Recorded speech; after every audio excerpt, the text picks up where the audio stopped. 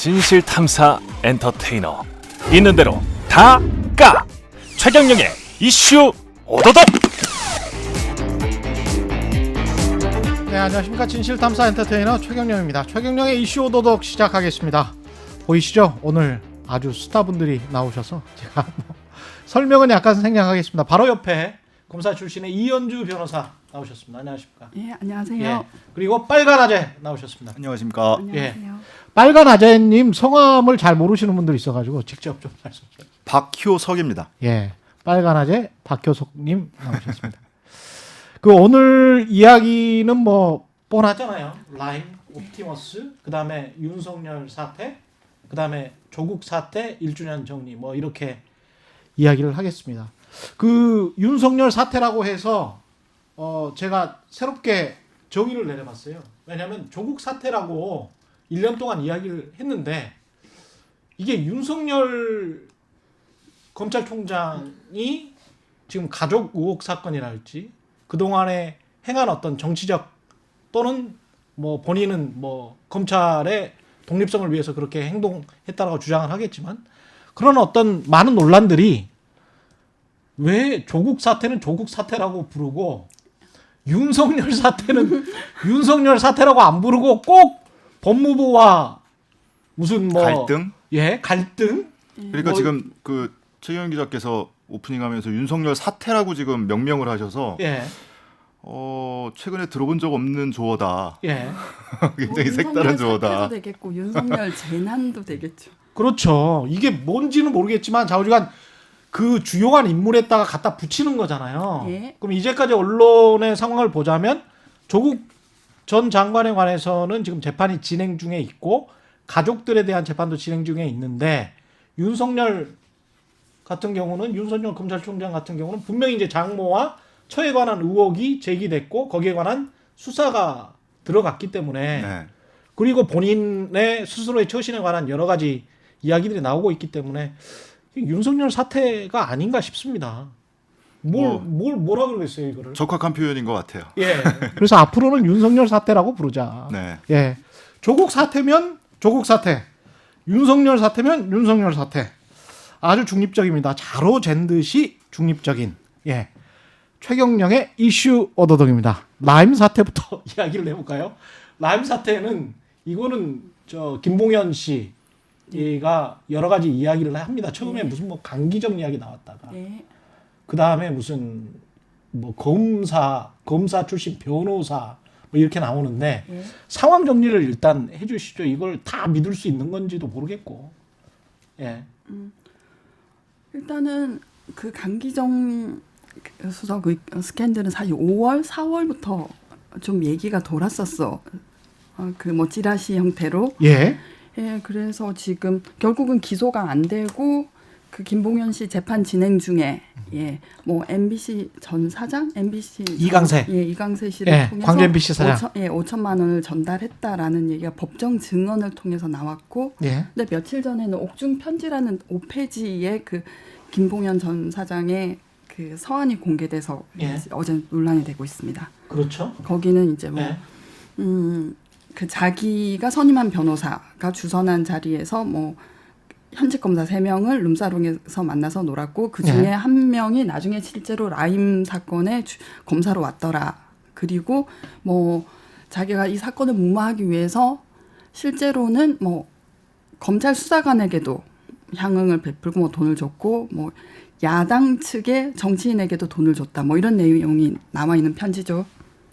이거를 정황이나 구체적인 케이스를 들어가 보면 누구 말을 얼마나 믿어야 될지는 알 수가 없는 거죠 지금 현재 그렇죠. 상황은. 네. 예. 근데 강기정 수석에게 5천만 원을 줬다. 그 사건에 관한 구체적으로 들어가 보면 이거는 줬다는 사람이 이강세잖아요. 네, 광주 그렇죠. MC 사장이었던. 예. 근데 2019년 7월 28일 청와대에서 만나서 청와대에서 만났다는 거예요. 예, 청와대에서 만나서 돈을 줬다고 얘기하고 있어요. 김봉현 씨 주장이 그렇고 이강세 씨는 돈 안 줬다라는 거고요. 이강세 씨는 돈을 안 줬다. 네. 기자들 뭐 접대한다고 1,000만 원 받은 거밖에는 없다. 제가 근데 이 관련해 가지고 광주에 있는 유력 그 언론인 그 보도국장한테 전화를 했어요. KBS는 아니고. 네. 예, 다른 언론사의 보도국장한테 전화를 했는데, 야, 이강세랑 저기 저 강기정이랑 친해? 이렇게 물어봤어요. 예? 예, 그러니까 그 이강세 씨는 광주 일고 출신의 고려대학교를 나온 사람입니다. 그래서 광주 일고 출신의 고려대학교를 나온 유명 인사들이 있어요.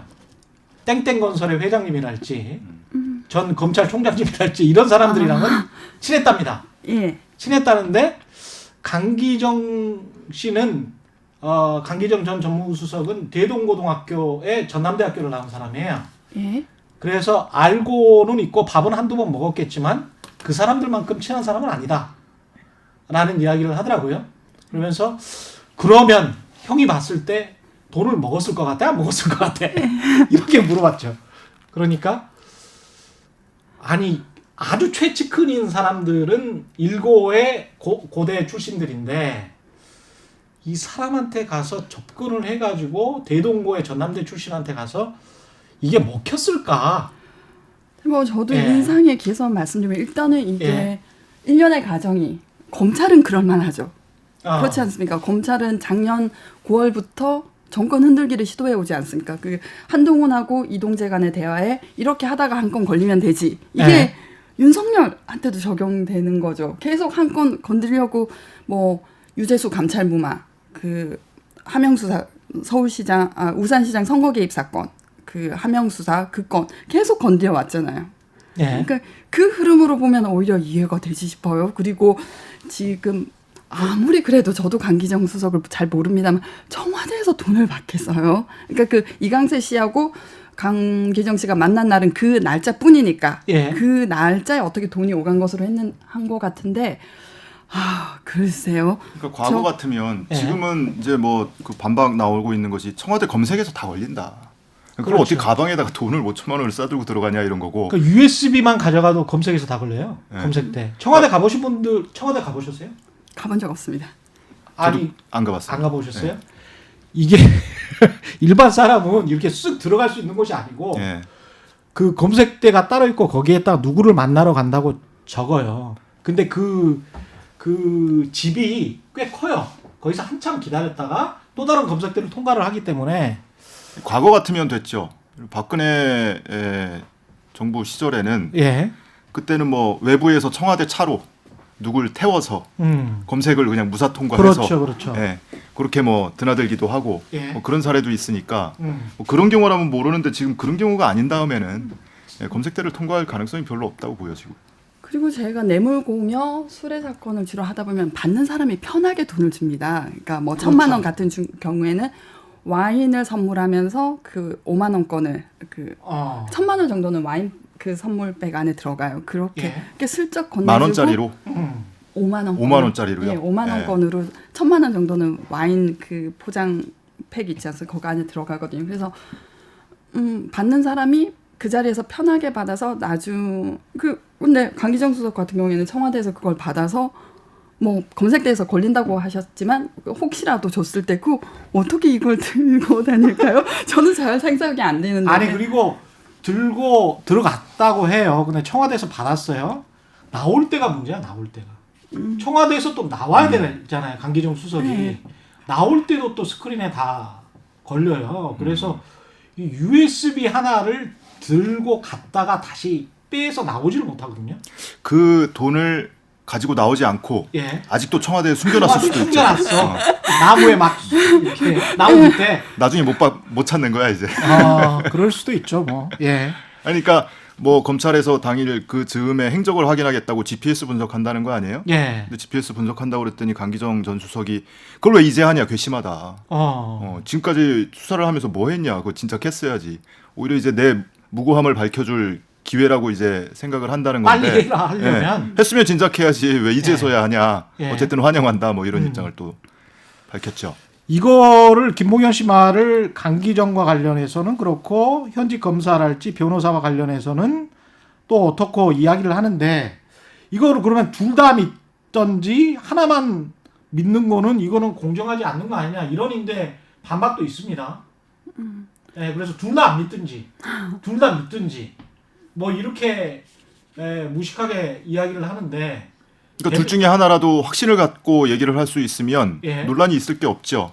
그렇죠. 근데 지금 어느 쪽도 100% 확신하거나 불신할 수 없어서 서로 자기가 믿고 있는 바에 따라서 주장을 하기 때문에 이거는 뭐 좀 시끄러울 수밖에 없는 거죠. 그냥 개별 케이스에 얼마나 그 정황과 사실과 이런 것들이 일치하고 있느냐에 따라서 믿는다 안 믿는다 이래야지 뭐 김봉현의 말이 나왔으니 이거는 둘 다 믿든지 안 믿든지 그럴 수밖에 없다. 뭐 이런 논리도 참 고생한 것 같아요. 근데 법정에서의 증언을 한 경위 그 후에 경과까지 살펴봐야 되는데요. 그러니까 예. 그 법정에서 증언을 한 다음에 이광세를 시켜서 5천만 원을 전달해 줬다라고 했다가 이 편지를 공개했단 말입니다. 예. 그 법정에서 얘기를 위증 선서를 하잖아요. 거짓을 말할 경우에는 위증죄 벌을 받겠습니다. 그리고 검사의 신문에만 응하는 게 아니라 그 반대 신문에도 응해야 되고 뭔가 예. 거기서 신경의 변화가 생겼을 수도 있죠. 여기 다 털어버리자. 나 예. 법정에서 증언하고 이렇게 위증하고 이렇게 못 살겠다. 그때 깨달음이 와서 그 편지를 썼을 수도 있어요. 근데 그 편지에서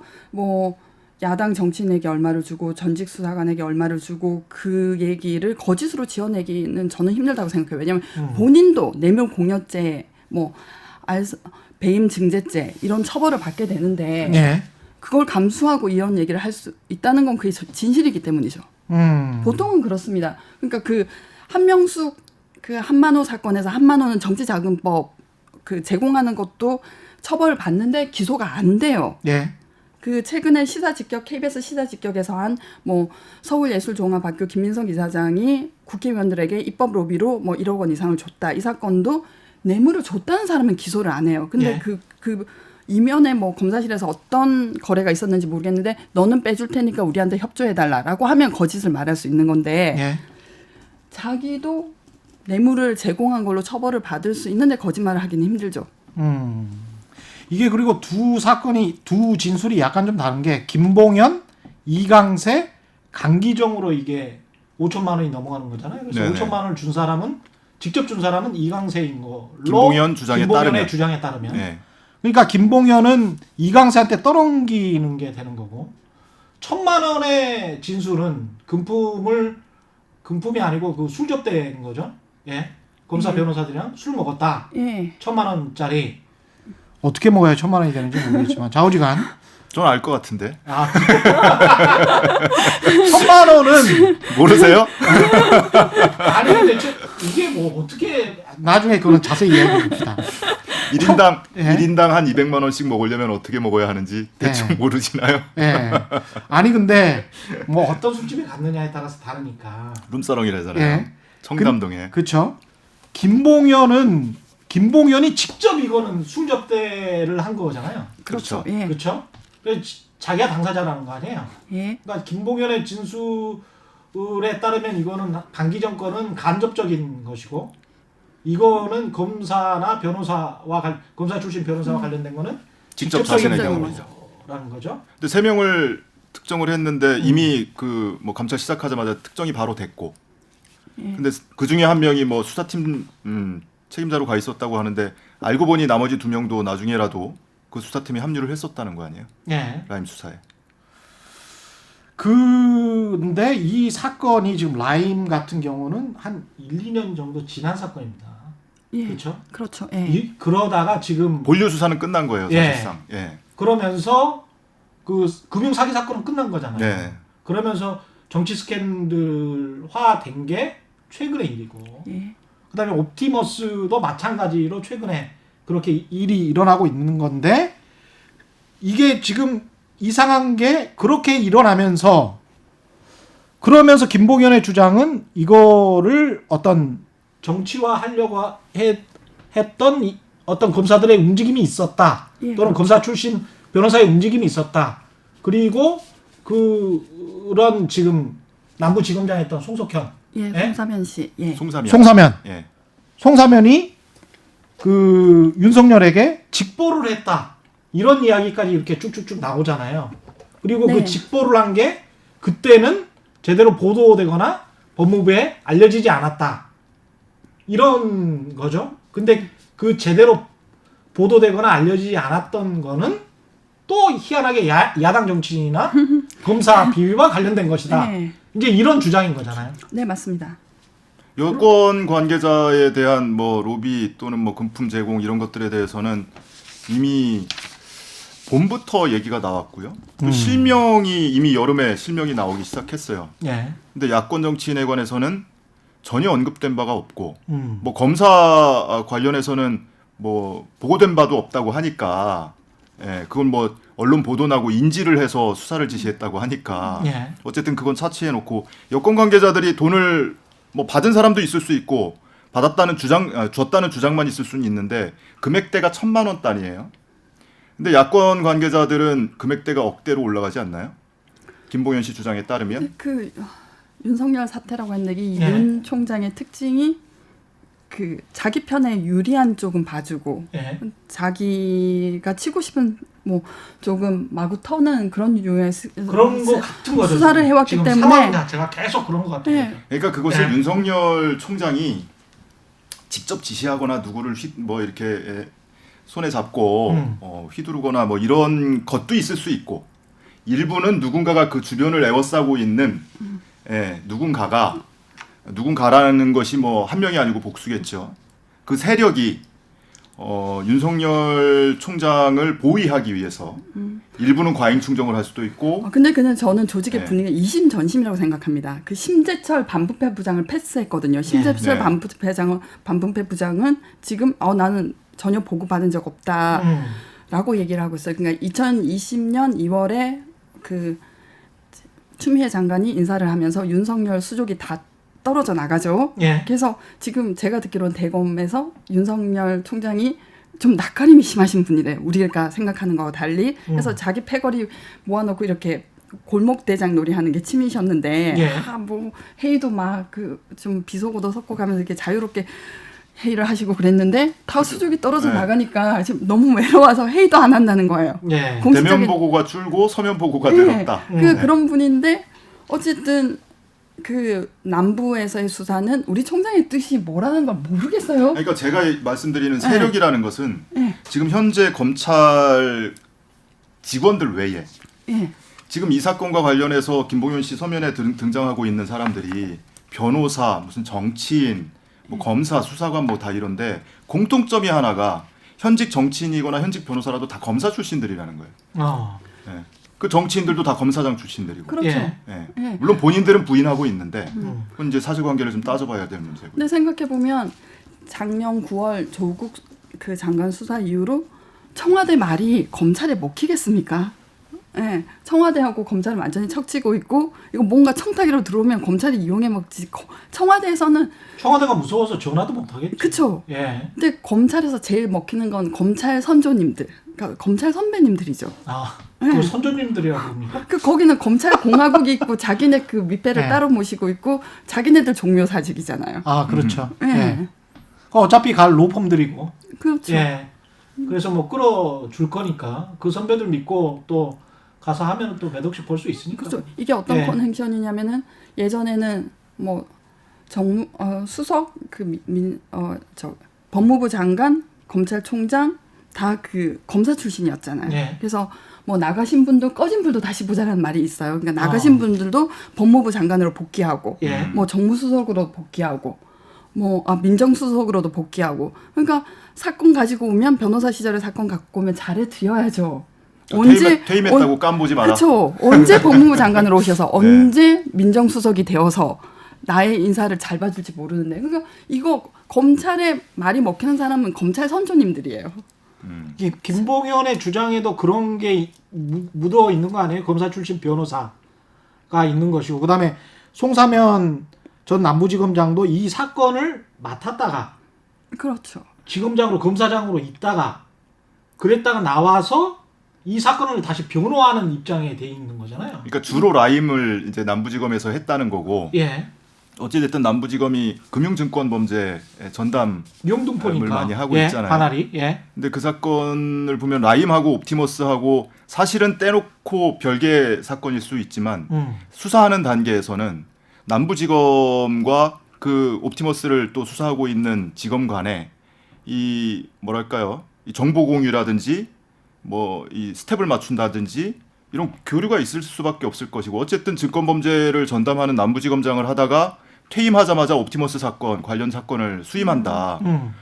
이게 변호사법 31조 있잖아요. 수임 제한 관련 규정이. 거기에 해당이 되는지 안 되는지도 한번 들여다봐야 할 사항인 것 같아요. 그래서 그 상식적으로나 윤리적으로는 정말 해도 너무하는 것 같습니다. 김봉현 씨 편지에 보면 예. 그 내용이 살짝 나오죠. 그러니까 수임 제한에 걸리는 사건은 그 실제로는 배후에는 그 수임 제한에 걸리는 그렇지. 변호사가 있고 자기 이름은 안 넣어놓고. 다른 변호사 명의로 위임장을 낸다는 거예요. 예. 그뭐 여기 들리는 얘기에 의하면 지금 A 변호사라고 지칭되는 그분이 거기서는 1억을 받고 그러니까 김봉현 씨한테는 1억을 받고 서초동의 그 로스쿨 출신의 경력 낮은 변호사 500만 원에 너 수임장만 위임계만 내다오라고 사람을 찾았다고 하는 거예요.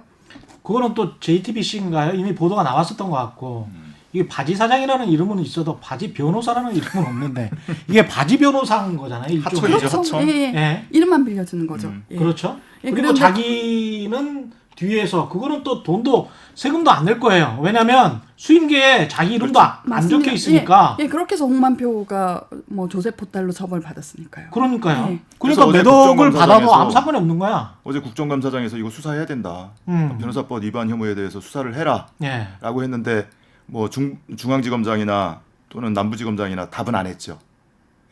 아니 만약에 그렇게 수사를 해서 간단하게 송사면 전 남부지검장에게 이게 계약을 하지 않습니까 보통 변호인과 그다음에 의뢰인끼리. 그래서 김봉현이 뭐 3천만 원이나 5천만 원을 성계약금으로 날렸다.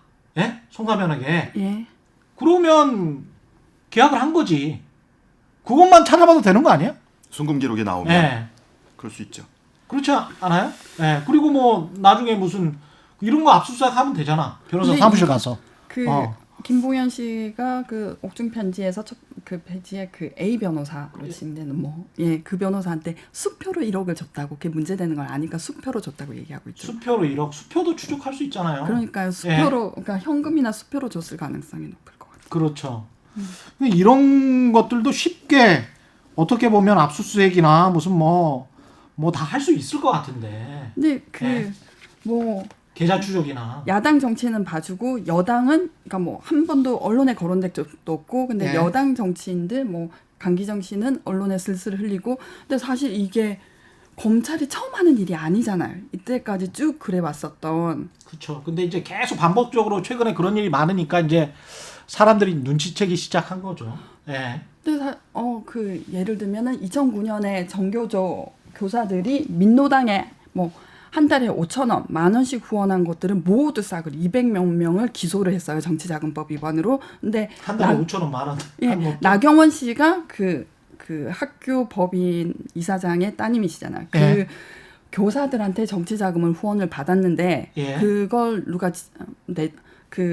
어떤 학부모 단체에서 문제 제기를 했더니 검사가 그러니까 선택적으로 그때는 너무나 무능해지는 거야. 이건 네. 풍문에 불과하고 사실을 확인을 할 자료가 없다. 그러니까 그럼 정교조는 어떻게 했느냐? 그 연말정산 자료 세무서에 들어간 거 그리고 그렇지. 그 국회의원 사무실 털면 나오잖아요. 압수수색하고 근데 그 사학재단의 사립학교 교사들 똑같이 연말정산 자료 보면 되겠네. 근데 나경원 의원에 대해서는 네. 이것은 그 풍문에 불과하고 사실 확인할 자료가 없으므로 진정 사건을 공람 종결하겠다라고 네. 한 게 검찰이에요. 그게 검찰의 권한이에요. 그걸 그쵸. 없애야 돼요. 그러니까 추미애 장관이 수사지휘권 발동해서 야 이거 검찰총장한테 직보하지 말고 따로 해라. 따로 하고 다 수사 결과만 알려줘라. 뭐 이렇게 한 거는 이제까지 검찰의 행동이 믿을 수가 없었기 때문에 그리고 특히 이제 윤석열 총장 같은 경우는 가족이니까 그거를 검찰총장한테 보고할 수 없는 거 아니에요? 이건 너무나 당연한 것 같은데 이것도 왜 대립의 구도로 자꾸 나오는지 모르겠어요. 저는. 그러니까 수사지휘를 어제 했죠? 예. 어제 수사지휘를 했는데 뭐 크게 한 5가지 사건에 관해서 가족에 대한 게 뭐 한 3가지가 있고 그리고 이 사건도 있고 한데 가족과 관련한 본인의 장모 또는 처와 관련한 사건을 그럼 지금까지 회피를 안 하고 있었다는 얘긴지 그러니까. 그게 좀 의문스럽고요. 그걸 계속 보고를 받고 있었다는 이야기잖아요. 그 참 궁금합니다. 이게 어떻게 된 건지. 이게 예. 그 손 떼라, 보고받지 말아라, 음. 결과만 보고받아라 이거잖아요. 근데 그러면 지금까지는 보고를 받고 있었다는 얘기인지 가족과 관련된 사건을. 그리고 또 하나는 이제 검찰에 대해서 수사지휘권을 발동을 하니까 뭐 30분 만에 수용하겠다라는 대검 입장이 나왔다고 하는데 이미 지난번에 수사지휘권을 법무부에서 발동을 했을 때 대검 스스로 한 며칠 그걸 그냥 쥐고 있다가 이것은 형성권이어서 수사지휘권을 발동하는 순간 효력이 발동되는 것이어서 대검에서 수용하고 말고 할 게 없는 거다. 왜냐하면 그동안 며칠 잡고 수용할지 말지를 가지고 사람들이 촉각을 곤두세우고 있다 보니까 그걸 가지고 마치 항명하는 모습으로 비춰질까 봐 그랬는지 모르겠으나 어찌됐든 형성권이라는 얘기를 처음 꺼내 들어서 이게 무슨 의미인지 굉장히 사전 찾아보고 막 이랬단 말이에요. 그래서 이번에 법무부에서 수사지휘권 발동하면서 니네가 저번에 형성권이라고 했지? 그 딴소리 하지 마라고 수사지휘권을 발동을 했고 검사가 수용을 했다고 기사가 나오는데 그 수용이 무슨 의미가 있습니까? 수용 여부와 아무 상관없이 효력은 발동하는 건데 그리고 수용했다고 하는 것도 본인 가족과 관련된 사건에 대해서는 일절 언급을 안 했죠. 윤석열 청장이. 그렇죠. 예. 예. 모양 빠지니까. 예. 이현주 변호사님. 예. 예. 관련해서 코멘트하실 말씀은 막 열심히 적고 계시는데. 예. 근데 이게 뭐 유달리 새로운 검찰의 모습이 아니고 사실은 그 강원랜드의 문무일 총장 시절에 강원랜드 그 채용 비리와 관련해서 특별수사단을 만들었단 말입니다. 그래서 자기가 개입 안 하겠다, 보고도 최종 결과만 보고받겠다라고 했는데 이신전심이 통할 줄 알았는데 안 되니까 나중에는 뭐 자문단 만들어서 뭐 자기가 그 7명 중에 5명을 임명하고, 그러니까 이거는 검찰의 그 꼼수라는 거는 정말 그 디테일한 꼼수라는 거는 말을 못하죠. 예. 이거 같은 경우도 이게 권력형 게이트인지 뭐 여당 야당 정치인들 얼마나 개입돼 있는지 아니면 검사들의 장난인지, 검사들의 장난이라면 그것도 뭔가 문제가 있는 거 아닙니까? 업무방해든 직권남용이든 뭔가 문제가 있을 거예요. 법적으로 분명히 이제 그렇죠. 하나하나씩 따져가면. 근데 그 제가 아는 특수부 검사 출신 변호사가 그분은 이제 그 검찰의 현실을 깨닫고 지금 뭐 열심히 그 정권 타도를 위해서 매진하고 있는 특수부 검사님들하고 다르지만 그분이 어떤 말을 하셨냐면은 특수부에 발탁된다는 거는 범죄 단체에 가입하는 거하고 같다. 특수부가 쓰는 법전은 일반적으로 쓰는 법전이 아니다. 그거는 비공개 법령이고 비공개 법령으로 할 수밖에 없는 이유는 우리 마음대로 라고 돼 있기 때문이다. 이런 말을 하신 적이 있어요. 다른 분이 그런 얘기를 하셨다는 거죠? 네. 그 특수부에서 일어나는 일들은 정말 우리가 상상을 못하죠. 아니 그거는 자기들끼리 문화고 그걸 이제 사설에서 그렇게 이야기를 했다는 겁니까? 그렇죠. 예.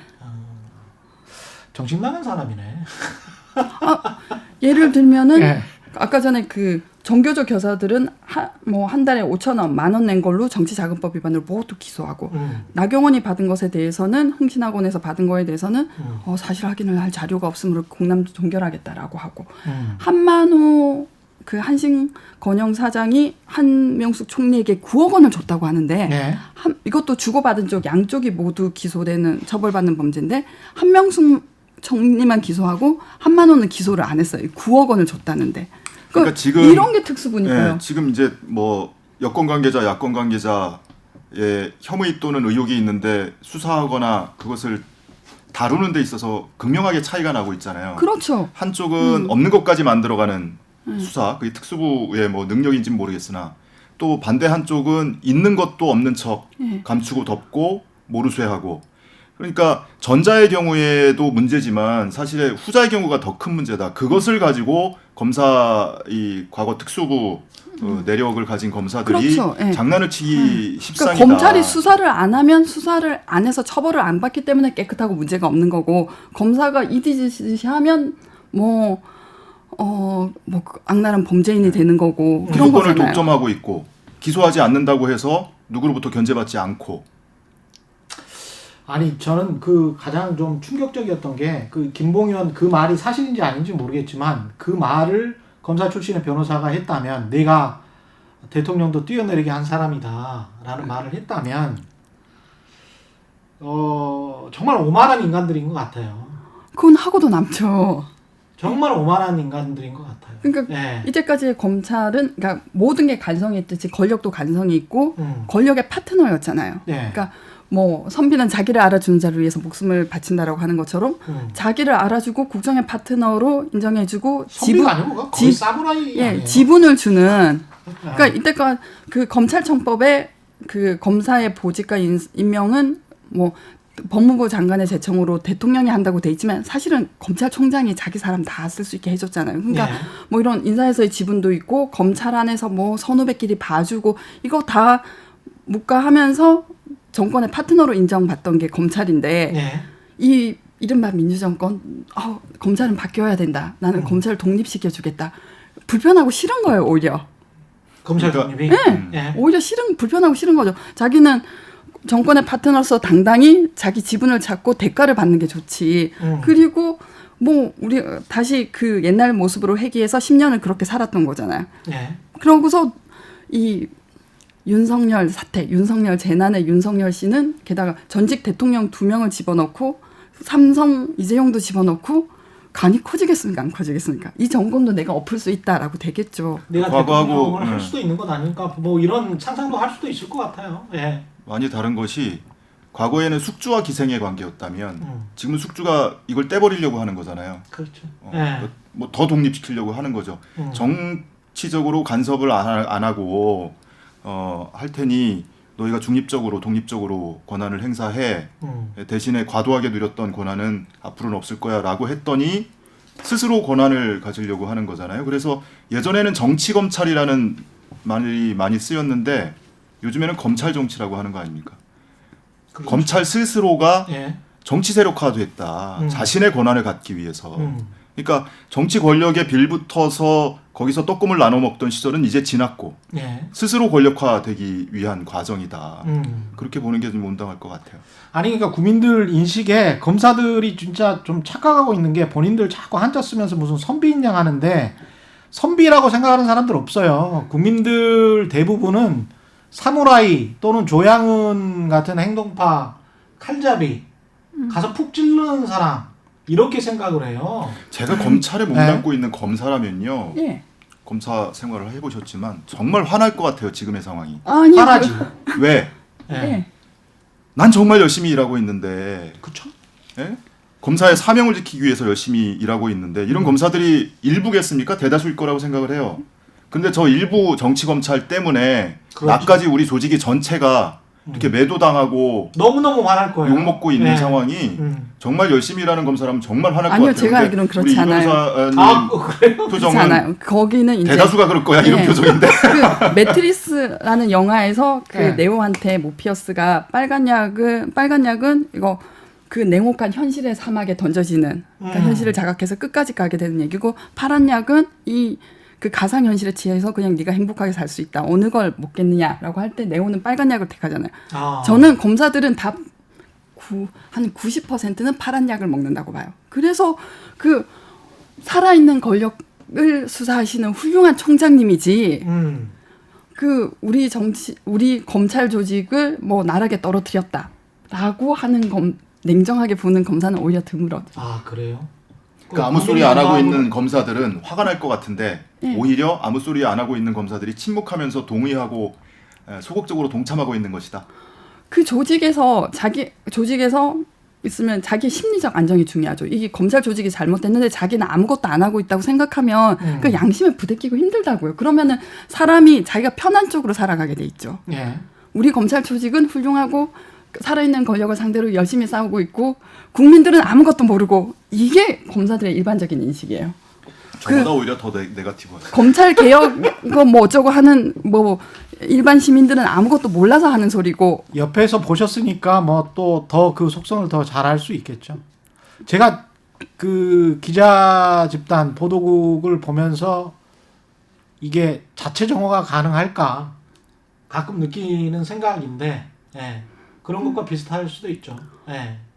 그냥 뭐 언론계도 이렇게 마찬가지고 네. 지금 얘기하고 있는 검찰도 마찬가지고 외부의 힘이 작동하지 않으면 스스로 개혁하고 자정 기능이 작동한다라고 별로 믿겨지진 않아요. 외부의 힘이 있어야 된다. 모르겠습니다. 그 본인들이 생각하고 있는 자유와 책임의 어떤 균형점이 국민들이 생각하고 있는 거하고는 많이 달라요. 본인들의 행적이나 행실, 그 다음에 뭐 기자는 기사로 말하면 되니까. 근데 기사로 그동안 말해왔던 것들이 다 의심받고, 그 다음에 검찰의 기소 내용도 다 의심받는 상황이기 때문에 이렇게까지 온 거죠, 뭐. 조국 사태 1년도 사실은 1년이 지금 좀 지났습니다만은 이게 아주 극명하게 드러난 거잖아요. 지금 재판이 진행되면 진행될수록 그때 한 15개인가 기소했었나요? 정경심. 정경심 교수. 교수는 4번 기소됐어요.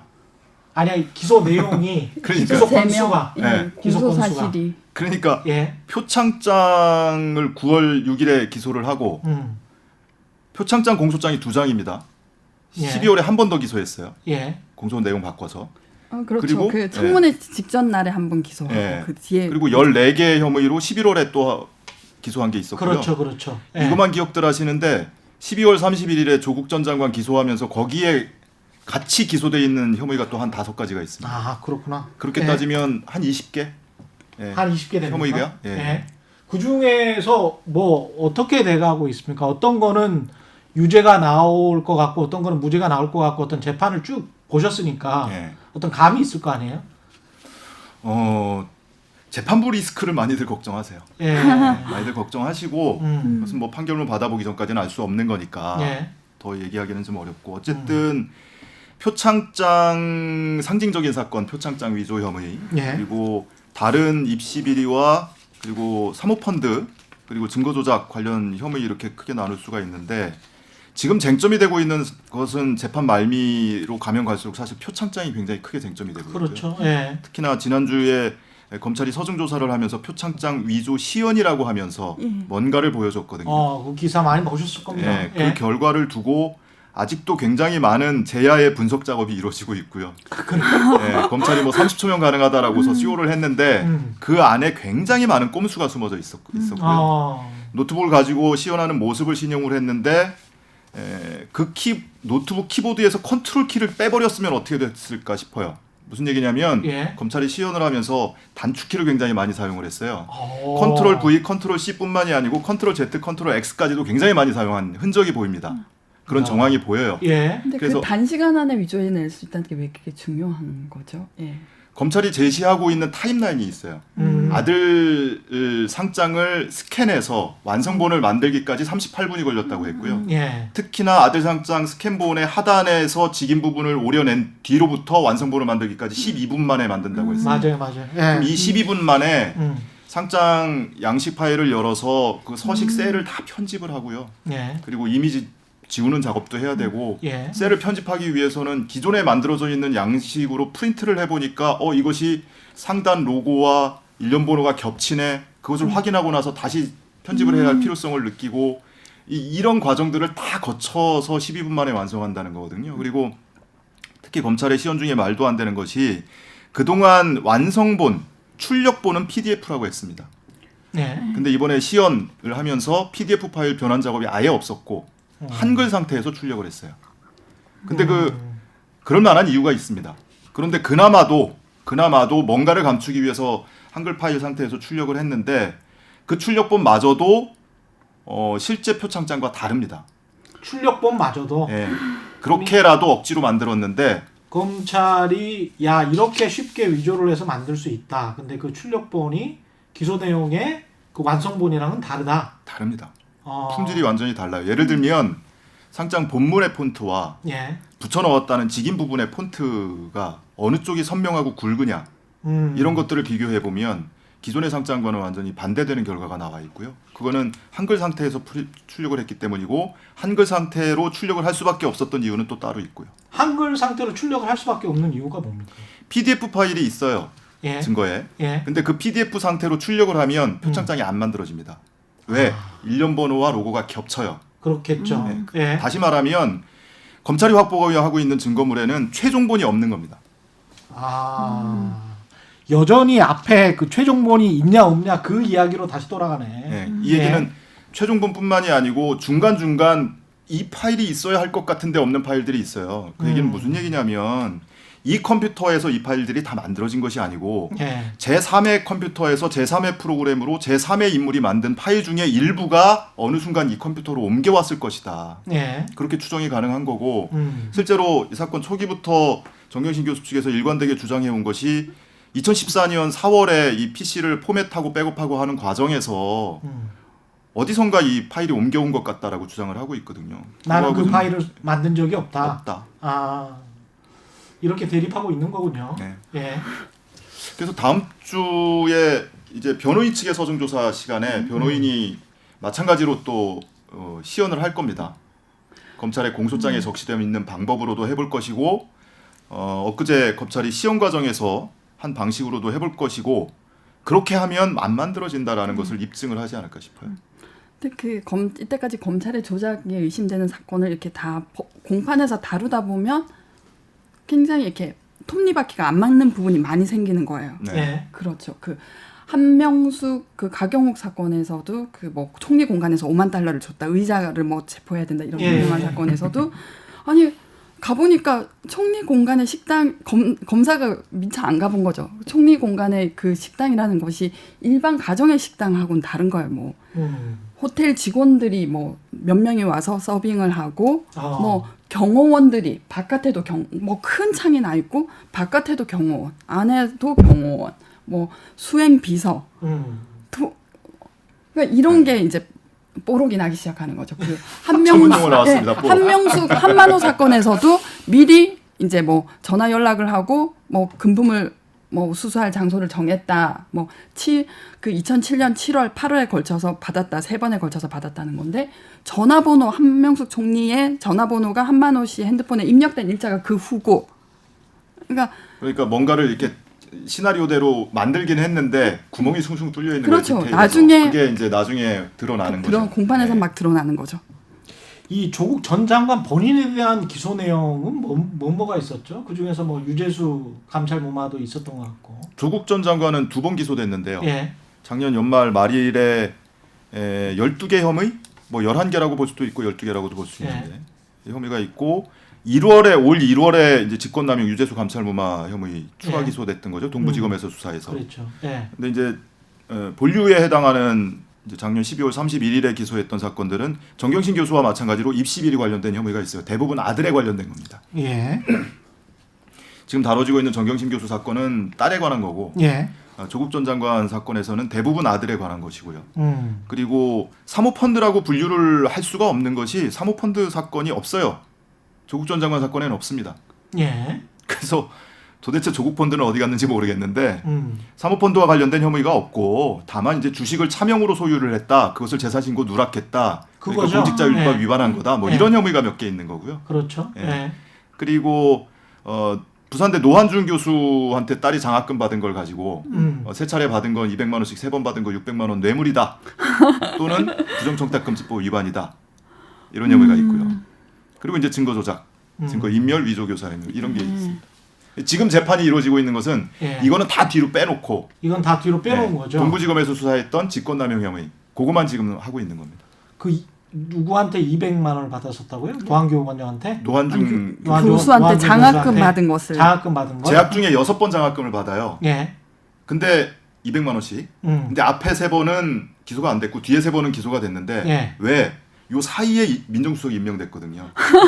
그 이후에 받은 거는 뇌물이다.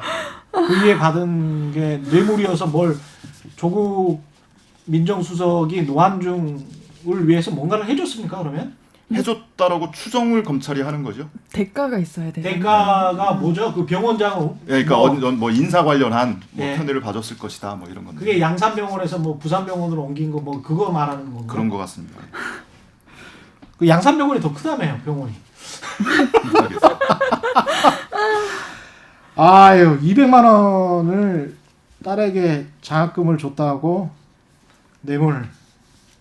그래서 지금은 다뤄지고 네. 있는 공판은 어쨌든 유재수 감찰무마 사건인데 음. 증인 신문이 거의 마무리됐고요. 사실은 유재수 씨 증인 신문이 있었는데 네. 예정돼 있었는데 이분이 2번이나 불출석을 했어요. 음. 암투병 뭐 항암 치료 받고 있다는 이유로 불출석을 해서 예. 결과적으로는 2번을 불출석한 끝에 그냥 증인 채택을 취소했고요. 예. 변호인 측이 그냥 증거 동의하는 바람에 취소가 됐고 이번 주 금요일에 백원우 전 비서관하고 박형철 전 비서관 피고인 신문이 있습니다.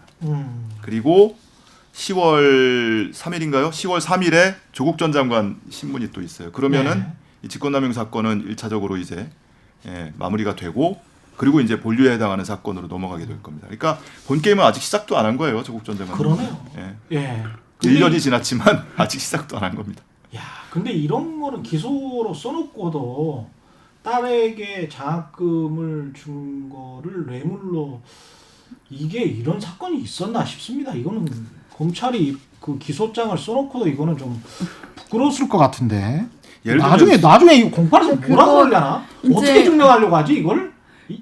뭐 목적은 다른 이제 그 사건을 똘똘 만다고 하는데, 예. 그러니까 똘똘 말아서 그 방어하는 피고인의 그 노력이 분산되잖아요. 아, 네, 이거 뭐 대도하는 거 이것도 방어해야 되고 저것도 방어해야 되고 그럼 어쨌든 되는 사실과 안 되는 사실을 모두 엮어가지고 그냥 법원에 던져 놓는 거죠. 근데 안 되는 사실을 이렇게 제가 보기에는 이거는 기소장에 이렇게 적혀 있을 때부터 기자들도 좀 웃었을 것 같은데 이렇게 던져놓은 거를 야 이건 좀 심한 거 아니야? 네. 라고 좀 보도를 해야 되는데 그 조국 일가 사건 중에 그런 지금 말씀하신 하고 유사한 게 조건 씨의 업무상 배임죄 중에 하나가 그 학교 재산에 운동학원 재산에 가압류가 들어왔단 말입니다. 맞아요. 네, 예. 가압류에 대해서 아무 조치를 안 했다. 그렇죠.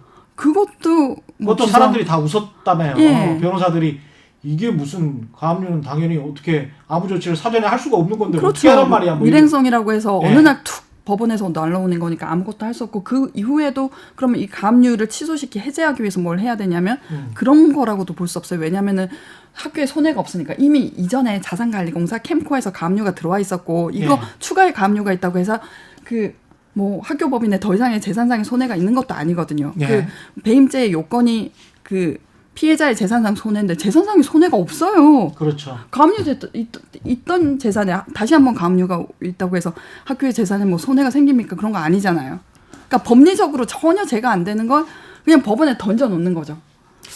근데 그렇게 한번 이렇게 뭐랄까요 진흙탕 이렇게 묻어버린 사람은 이게 나중에 가서 어떻게 되면 정현주 전 사장 같은 KBS 사장 같은 경우도 재판부가 야 국세청이랑 KBS 합의해가지고 그 정도로 조정해라라고 네. 재판부의 말을 배임 사건이었죠 그때. 그것도 똑같이 네. 배임 사건이었어요. 네. 그래 무죄 났잖아요. 네. 근데 마치 KBS에 엄청나게 배임을 한 것처럼 수백억 원을 해 먹은 것처럼 그런 식으로 다 보도는 했거든요. 그리고 난 다음에 황당한 기소였다는 게 나중에 몇 년 후에 아는 사람들만. 그렇죠. 그렇죠. 네. 무죄평정위원회가 여러 사건들을 검토해서 문제가 있다고 그러니까 결국 거기도 무죄평정위원회도 자기네 편인데 검사 자기네 편 신상규 씨라고 이전에 강기훈 유서대필 사건 했던 그렇죠. 그분이 위원장이던 그 위원회에서 이건 너무했잖아라고 해서 문제 있다고 한 게 그 그렇죠. 사건이에요. 예. 근데 이런 사건이랄지 아까 노한준 사건도 제가 보기에는 거의 비슷할 것 같은데 이런 것들은 이따위로 기소를 하면 말입니다. 이거는 행정업무 처리를 잘못한 거든지 사법행정을 잘못 처리한 거든지 국민 데리고 장난치는 것도 아니고 이러면 그 기소한 검사가 뭔가 책임을 져야 돼요. 그러니까 지금으로서는 뭐 그런 경우에 처벌 규정이 따로 없고 그나마 이제 뭔가 불이익을 주는 것은 인사 조치밖에 근데 없죠. 우리가 봐야 할 것이 이게 검사가 수사 기소한 사건이 무죄가 확정돼서 뭔가 잘못됐다라고 밝혀지는 게 3년 5년은 걸려요. 그렇죠. 네. 징계 시효가 3년이죠. 아 그렇습니까? 징계할 수 없어요. 그리고 안 그래도 검찰 안에서의 감찰 징계도 솜방망이지만 네. 이미 징계 시효 끝난 경우가 많습니다. 그래서 뭐 징계 시효 규정을 뭐 바꾸든지 그리고 심지어 이제 검사 나가서 변호사하고 있는 경우도 많아요. 그렇죠. 그리고 또 검찰이 언론을 그렇게 이용하는 것은 그리고 난 다음에 나는 특수부 검사했어, 뭐 이런 네. 특수부 부장했어, 뭐 이럴 거 아니에요. 그거는 그 검찰이 또 언론을 그렇게 이용하는 결국은 자기의 수사 기소 실패를 감추기 위한 수단이죠. 그 여론 재판이 되고 이미 저 사람들은 다 나쁜 사람, 뭐 죄 지은 사람이라고 인식하고 있으면 실패가 감춰지잖아요. 그러니까 이제 할 수 있는 거는 인사 조치밖에 없는데 검찰에서 인사권자를 갈아치우려고 하니까. 그런 거죠. 그쵸? 아니 이게 보도로 따지면 한 20개 정도를 정교하게 내가 탐사 보도를 한 거야. 20개를. 이게 기소라는 게 그 정도거든요. 왜냐면 압수수색도 한 100번 했어. 뭐 엄청나게 한 거 아닙니까? 그러면 이거를 내가 다 수사를 해보니 이거는 명확해.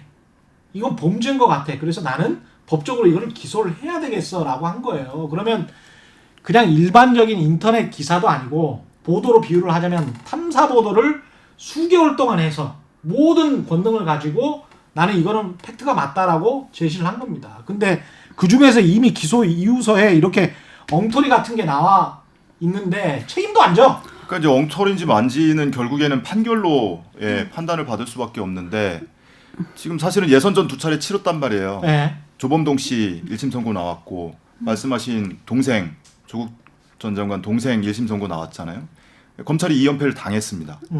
조범동 씨 사건에서 조범동과 정경심으로 연결 지어지는 사모펀드 관련된 정경심 관련의 혐의가 다 끊겨버렸어요. 근데 그건 일반인의 생각이고 검찰 생각은 그 무도함이 작신의 힘이죠. 제가 안 되는 것도 기소할 수 있고 수사할 수 있고 고생시킬 수 있는 거. 아니 거기다가 분명히 속으로 그렇게 이야기할 거야. 그 중에서 몇 개만 맞아서 유죄 판결이 나오잖아요. 그러면 야 맞잖아. 범인들이었잖아. 근데 무죄가 나와도 그 자기 합리의 논리가 있어요. 법원와의 견해차. 증명력에 대한 판단. 항소심에서 관련 사건 항소심에서 검찰이 1심 법원을 엄청 욕하고 있습니다. 아 그래요? 네. 네. 판결 잘못됐다고 엄청 욕하고 있고요. 그 검사들의 그 정신 세계는 지들이 재판하지 그러면? 그래서 아니 검사가 뭐 수사 기소권도 갖고 그러면 재판권도 가지고 보세요. 되겠네. 조범동 씨 1심 선고 네. 끝나서 항소심 진행 중이고요. 네. 그 동생 조국 전 장관 동생도 1심 선고 끝났고요. 네. 그리고 뭐 좀 가벼운 혐의지만 어쨌든 자산관리인 김경록 씨도 1심 선고가 끝났어요. 근데 여기까지 예선전. 이제 본 게임이 남은 건데 연내에 아마 정경심 교수 1심 선고 나올 것 같아요. 이제 한 번의 서정 조사와 한 번의 최종 변론만 하면은 그 다음에 이제 결심하고 선고거든요. 네. 그러면 전면 무죄가 나올 가능성 또는 전면 유죄가 나올 가능성을 점치는 사람 별로 없습니다. 일부 유죄가 나올 거야. 다 그렇게 생각하고 있더라고요. 일부 유죄가 나올 건데 특히나 이 사건은 누가 돈 받았냐 안 받았냐 이렇게 무자르듯이 명확히 자를 수 있는 게 아니에요. 인턴 확인서를 받았는데 3개월 동안 인턴 했다고 했는데 120시간 했다고 했는데 너 실제로 120시간 한 거 맞아? 출입 카드 까봐. 야 이거 시간 모자른데 본 사람이 뭐 2명밖에 없는데 대부분 못 봤다는데 그리고 열심히 했다고 써 있는데 진짜 열심히 한 거 맞아? 허드렛 일 한 거 아니야? 이런 걸 가지고 싸우고 있는 거예요. 그럼 판단의 영역으로 들어간다. 재판부에서 판단을 할 때 이것은 유죄의 판단을 하게 된다면 유죄 선고가 되는 거란 말이에요. 그런 식으로 해서 몇 가지가 유죄가 나오면 커봐. 엄마 찬스 썼잖아, 아빠 찬스 썼잖아.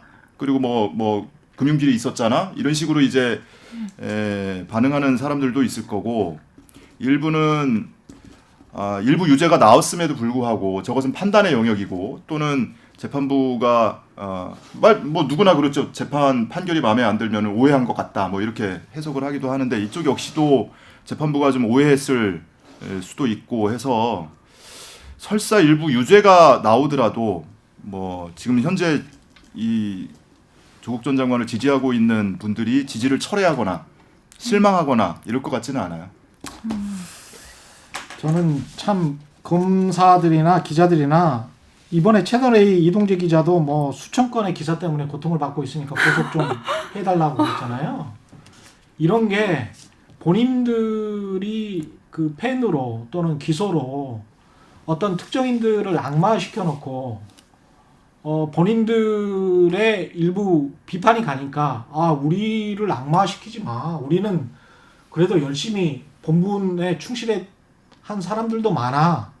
이렇게 이야기를 할 수 있는 것 그 사실 자체가 여전히 엄청나게 큰 권력을 한국 사회에서 점하고 있기 때문에 그런 거예요. 아직까지도 그 사람들이 뭐랄까 큰 권력인 거죠. 이게 지금 나는 이 나라가 대통령이 윤석열인지 뭔지 모르겠어. 지금 상황이. 예? 그래서 저거는 윤석열을 제일 무서워하는 것 같아 사람들이. 간혹 사람들이 좀 이제 비하하는 취지로 검찰총장을 윤석열 검찰청장이라고 지금 막 부르는 분들도 있고. 예.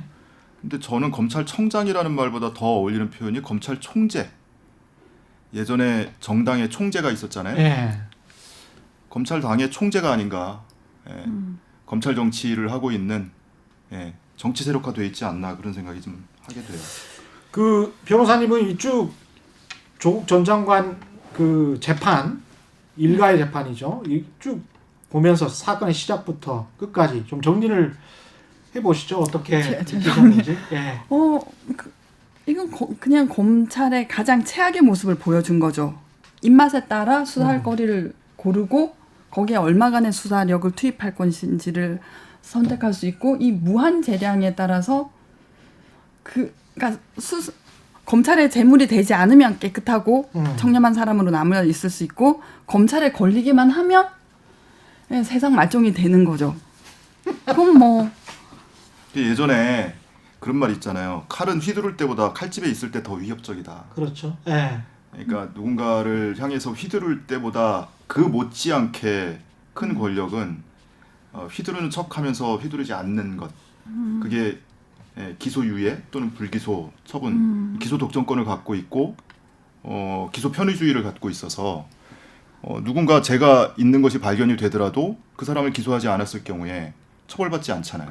그러니까 뭐 아까 전에 그게 더큰 이런 권력이라는 윤석열을 검찰을 부끄러워하는 검사는 오히려 드물다라고 말씀드렸는데 그 검찰의 그 아직도 남아 있는 모류시나 그리고 자기가 한 사건에 대한 학증 편향 그건 진짜 어마무시해요.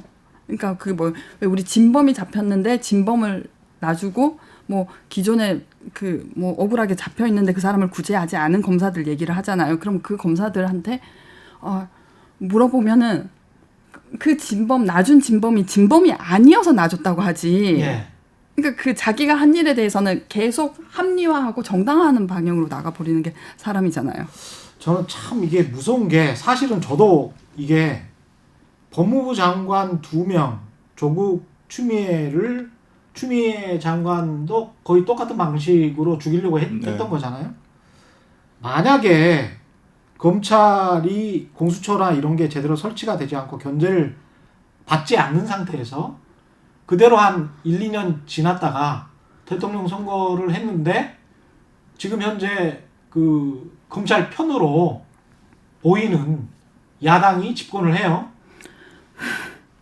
어우 정말 세상 엄청날 것 같아요. 어마어마할 것 같습니다, 진짜. 그렇죠. 그러면 검찰 개혁을 주장하고 뭐 이끌었던 사람들 다 합방에 가는 거죠. 저 포함 뭐 임은정 검사 뭐 엄청날 것 같아요. 법무부 장관도 이 정도로 죽일 수가 있는데 뭐 문재인 대통령도 감옥 가시고 난리 나는 거죠. 정권도 바뀌고 검찰의 지금 현재 권력도 그대로야. 그리고 2년 후야. 정말 바뀌었어. 그럼 10여 년 전의 일이 되풀이 되겠죠? 어마어마할 것 같아요. 정말 어마어마한 상황이 될 것 같습니다. 예, 정말 제대로 검찰 개혁 이루어졌으면 좋겠고요. 계속 주시하고 있겠습니다. 함께해 주신 이현주 변호사 그리고 빨간 아재 박효석 유튜버 고맙습니다. 고맙습니다. 예, 최근의 이슈도 단단한 껍질에 쌓여있는 궁금한 이슈를 들고 다음 시간에 다시 찾아오겠습니다. 고맙습니다.